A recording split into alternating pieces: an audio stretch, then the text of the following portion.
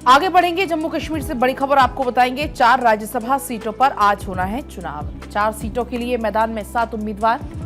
3 सीटों पर जीत सकती है नेशनल कॉन्फ्रेंस। तो ये जानकारी है। 4 राज्यसभा सीटों पर जम्मू कश्मीर में आज चुनाव होने हैं और 7 कुल उम्मीदवार हैं 4 सीटों के लिए। 3 सीट पर नेशनल कॉन्फ्रेंस जीत सकती है।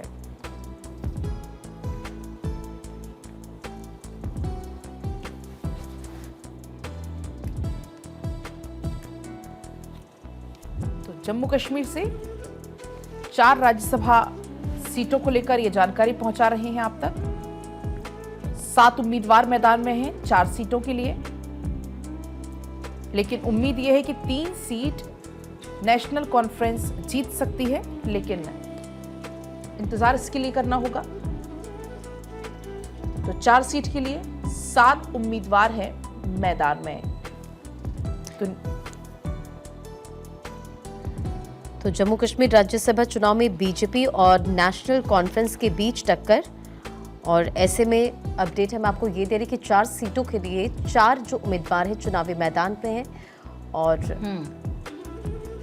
तो वहीं बीजेपी ने 3, तो नेशनल अगर कांग्रेस की बात करें, उसने अपने 4 उम्मीदवार मैदान में उतारे हैं। राज्यसभा चुनाव पर सीएम उमर अब्दुल्ला ने यह भी कहा कि हम चारों सीटें जीतने जा रहे हैं। उनकी तरफ से दावा क्या किया, तो वहीं जेकेएनसी चीफ फारूक अब्दुल्ला ने कहा कि कांग्रेस हमारे साथ है और वे राज्यसभा चुनाव में हमारा सपोर्ट कर रहे हैं। तो देखिए किस तरीके से जम्मू कश्मीर की 4 राज्यसभा सीटों के लिए चुनाव होंगे, और ये सीटें 2021 से खाली हैं क्योंकि पिछले साल तक विधानसभा चुनाव नहीं हुए थे।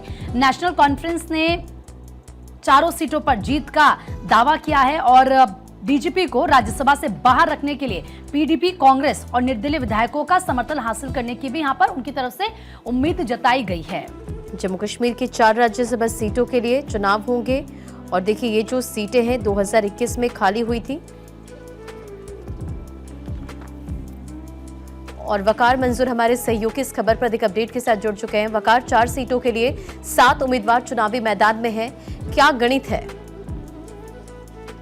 बिल्कुल, जिस तरीके से 2019 के बाद पहली बार आज राज्यसभा इलेक्शंस होने जा रहा है और 9 बजे से वोटिंग का जो प्रोसेस है वो शुरू होने जा रहा है और सिक्योरिटी के सख्त इंतजाम किए गए हैं। जिस तरीके से नेशनल कॉन्फ्रेंस पूरी तरीके से इस वक्त कॉन्फिडेंट नजर आ रही है और उनका ये दावा है कि वो चारों सीटों पर जीत दर्ज करने जा रहे हैं। आपको बताएंगे कि वही ये पीपल्स डेमोक्रेटिक पार्टी की बात करेंगे या कांग्रेस की बात करेंगे, वो नेशनल कॉन्फ्रेंस के कैंडिडेट के साथ खड़े हुए नजर आ रहे हैं। दूसरी ओर अगर हम देखेंगे भाजपा की ओर से भी इस वक्त ये दावा किया जा रहा है कि उनकी तरफ से भी तमाम जो तैयारियां हैं वो मुकम्मल की गई है। आप देखने वाली बात ये रहेगी किस तरीके से इस बार जो वोटिंग का प्रोसेस रहेगा और जिस तरीके से इस वक्त दावा किया जा रहा है नेशनल कॉन्फ्रेंस की तरफ से जो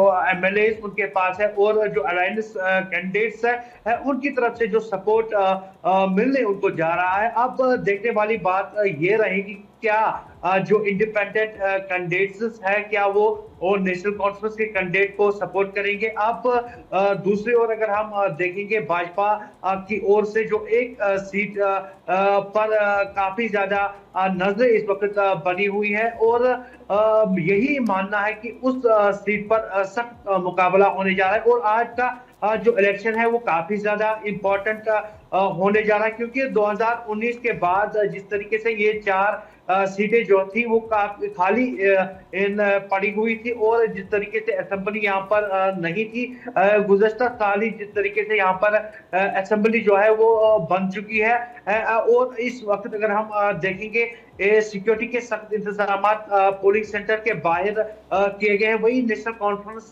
की तरफ से ये सभी एमएलए को ये कहा गया कि वोटिंग प्रोसेस में शामिल होने के लिए उमर अब्दुल्ला ने खुद बयान भी दिया है। और दूसरी ओर अगर हम देखेंगे महबूब मुफ्ती की बात करेंगे, उनका भी जिस तरीके से अब सपोर्ट सामने आ रहा है, उनके जो एमएलएस हैं वो भी अब नेशनल कॉन्फ्रेंस को सपोर्ट करने जा रहे हैं। अब कुल मिलाकर आज ये देखना होगा कि किस तरीके से एमएलएस के जो वोट है वो देखने को मिलेंगे। आज 9 बजे से ही जो वोटिंग का प्रोसेस है वो शुरू होगा और 4 बजे तक ये प्रोसेस जो है वो जारी रहेगा। उसके बाद जो है वो काउंटिंग भी आज ही शुरू होगी और ये देखने को मिलेगा कि किस तरीके से जो कैंडिडेट्स है उनकी जो पकड़ है वो किस तरीके से इन दिनों कैंपेनिंग के दौरान रही है और जो इंडिपेंडेंट कैंडिडेट्स हैं उनका वोट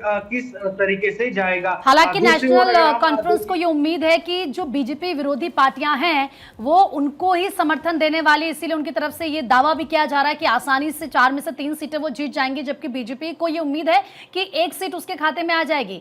क्या ये लगता है आपको कि किसी तरीके से क्रॉस वोटिंग हो सकती है? हालांकि इसकी उम्मीद तो बेहद कम ही नजर आती है।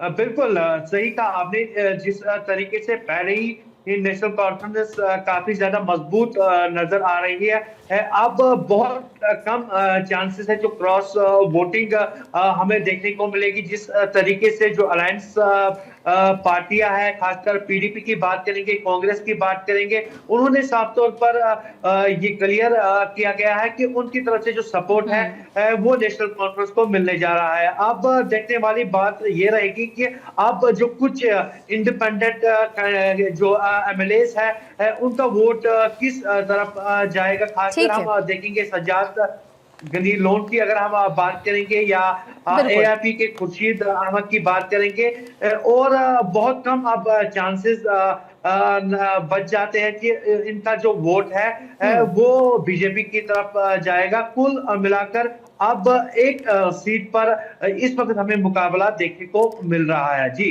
बहुत बहुत शुक्रिया इन तमाम जानकारियों के लिए।